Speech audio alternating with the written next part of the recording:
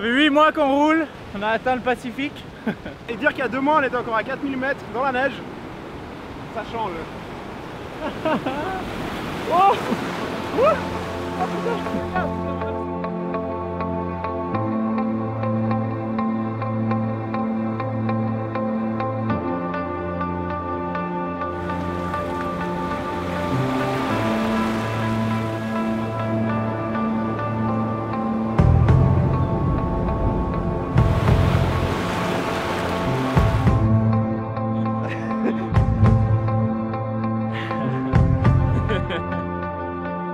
Pour moi c'est un grand moment parce que on est parti de l'ouest pour aller vers l'est et puis maintenant on ne peut plus aller vers l'est, c'est le point le plus extrême, une partie de notre but qui est atteint finalement. Là on va aller au sud du Vietnam et après le Cambodge. Mais je suis très heureux et j'adore la mer en plus, c'est très... tu peux te perdre dans les vagues et dans l'horizon. Là c'est vraiment la consécration après quand même un mois de route assez intense. Et là on sait que ça va être maintenant baignade, plage. Premier pas dans l'eau.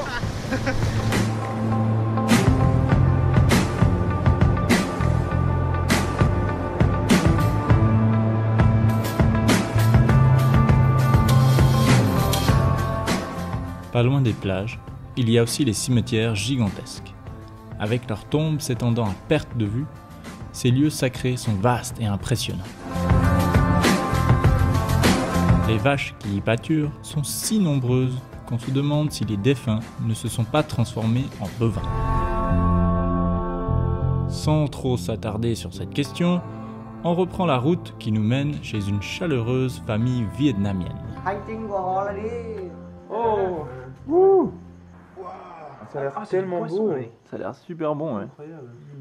Délicieux. Ça c'est quoi? Vitamine. Hein? Ça aussi c'est vitamine. Quoi que ça on dirait du poulpe, mais C'est pas juste des herbes. Vietnam. Vietnam. Notre amour du voyage se nourrit de ces moments précieux passés avec les familles locales. Des sourires et des coucous des enfants enthousiastes et des aventures menées dans le seul but de prendre une photo. Il vient aussi de l'attente au bord de la route, alors qu'un de nous parcourt 20 km dans le sens inverse parce qu'il a oublié ses gants. J'adore maintenant écouter les musiques qui sont dans les vidéos. un touriste. Là-bas. Ah ouais, coucou. Il a dit coucou. Il a fait comme ça. Oubliez la mode des food trucks. Au Vietnam, on trouve des food scooters qui sillonnent la campagne avec leur mégaphone. Notre présence sur les routes vietnamiennes attire bien des curieux. Pourtant, en regardant autour de nous, on se dit qu'il y a des cyclistes bien plus intrigants. Plus étonnant encore sont les ronds-points dotés de feux que personne ne respecte et les innombrables scooters qui inondent les voies dans un bourdonnement d'enfer, comme si on était coincé dans un placard avec 50 motoculteurs.